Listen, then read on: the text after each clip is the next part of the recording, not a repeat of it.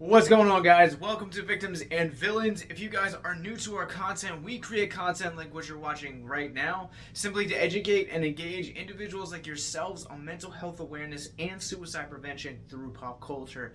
My name is Capt. Nostalgia. I'm a writer, podcaster, and the director of our film festival, first of its kind to be horror-centric and mental health focused. If you guys would like to submit your nightmares, whether it be screenplays, short films, or features, click the links in the descriptions below. And we're also now accepting sponsors at 3 tiers. Links for that are also going to be in the descriptions below. We would love to have your podcast, short business, or just yourself just come and sponsor an important event like Horrific Hope. If you guys would like links to our podcasts, more movie reviews like this one, and most importantly, our mental health resource library along with our socials, click the link in the descriptions below. Put a disclaimer on this video and say these are my initial spoiler-free thoughts on Halloween Ends. We are going to be talking all about it in a full-length, spoiler-filled episode coming out this Wednesday, wherever you guys hit your podcast. If you guys aren't subscribed to our podcast, once again, links are in the descriptions below. Picks up 4 years after the events of Halloween Kills and tells the story of Laurie Strode and her granddaughter Allison returning to normal life until Michael Myers uproots that normalcy. If you thought Kills was divisive, this one is going to be incredibly polarizing. This movie seems to kind of just take cherry pick from other horror films that we've seen before that haven't been very well received and kind of modernize them. I had to watch the trailer before I started shooting this video to know really what kind of comparisons I can make in terms of not getting into spoilers. Turns out this video is going to be a lot shorter than I originally intended it for, so you really, if you've seen this movie, it drops on Peacock tomorrow. It's now playing in theaters, so I would definitely check out our episodes so we can kind of spoil this and jump into how I really feel without kind of beating around the bush. Getting into spoilers, this movie feels like a late 80s film, kind of slashers, where they were kind of like experimenting with certain levels. Events happen in said slashers, and no explanation was kind of given. Yeah, same rules apply here. It's really hard to talk about this movie without spoiling it, so yeah.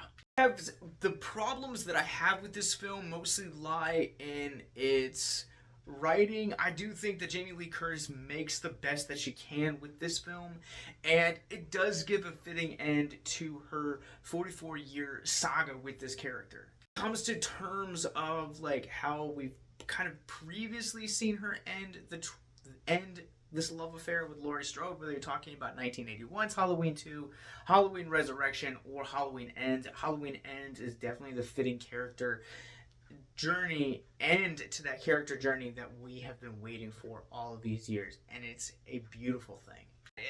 Kind of conclusion to the journey, I really like how cinematic the score is.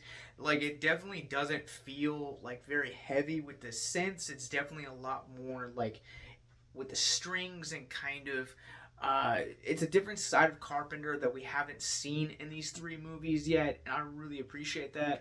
His signature synths are in here. The signature Halloween theme song that has become synonymous with John Carpenter is still here, but there's a much more heart-wrenching aspect to his score with this one.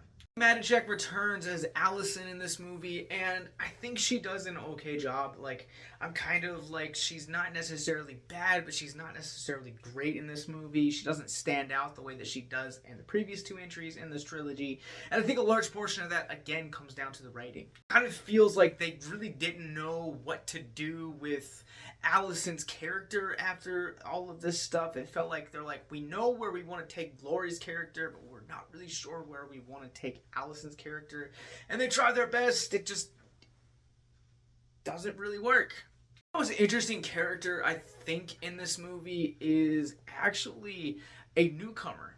Rohan Campbell plays the character Corey Cunningham, and while I do have problems with the character of Corey himself, I can't talk about it because it dips into spoilers, so come back this Wednesday and check out our podcast where we will dive way into it. But what I will say is that out of all of the new faces that we see, Campbell is definitely the best performance in this movie outside of Jamie Lee, and I found his performance to be really captivating and really exceptional. He walks this line between psychotic and really heartbreaking, and just kind of get to see his evolution from the cold open of this movie with his character to the very end. It's just a worthwhile investment of time. Said, I did not appreciate where they took his character throughout the course of the film and really how they used his film because, well, again, spoilers are blocking me from talking about this, but it just kind of made this movie feel real empty. Pacing of this movie just runs on way too long, and it feels like you're constantly holding your breath to kind of see this showdown between Laurie and Michael. And I get it, yes, they're saving it for the climax, but they just don't do a whole lot with the two of these guys, and it just seems like they are just running character arcs and stories just for the sake of running characters and stories. So many characters within this movie that literally serve no overarching purpose to the narrative to push it forward. They're just kind of there to remind you that they exist in Haddonfield. Kyle Richards is a great example of this. She serves maybe 3-4 scenes, plays tarot cards, bartends a couple, nothing. Doesn't add squat to this character. I had to pull up IMDb just to give you a couple more examples. Candace Rose, Michelle Dawson, Kieran Harris, O'Leary. That list just goes on and on and on. We introduce and we spend time with characters that literally just add nothing to the plot. And when I say that, like, I'm making this argument for a slasher movie, I understand this genre is notorious for giving us characters that have paper-thin development that we never spend time with, but they never advance the story forward. These are a different set of characters. This movie, for the large part, operates as a drama, and on top of those dramatic elements, what happens is that we spend time with characters that literally are woven throughout the course of them, connected to our main core cast, but literally make no sense as to why they're in the actual movie for as long as they are. Because of how this movie is set up, the movie, it baffles me how terrible this movie is.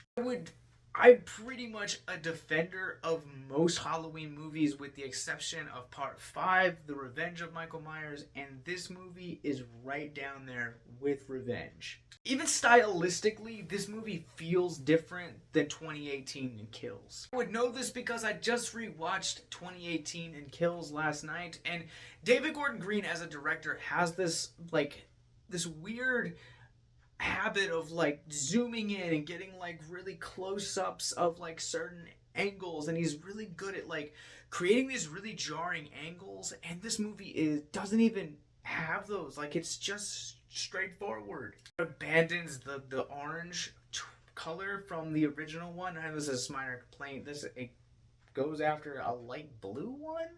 I will say there are a couple cool gags in this movie for horror fans, but it is not worth the amount of time that you have to sit through in order to actually reach those gags. I think once again, this movie, in terms of like beauty, in terms of like cinematography, this film kind of really carries on the same way that we got from 18 and Kills. The cinematography looks great in this movie, but I think overall this movie is a really disappointing ending to a once great and promising trilogy from David Gordon Green and crew. I'm going to go ahead and on our Rorschach rating scale, this is easily a 1.5 out of 5.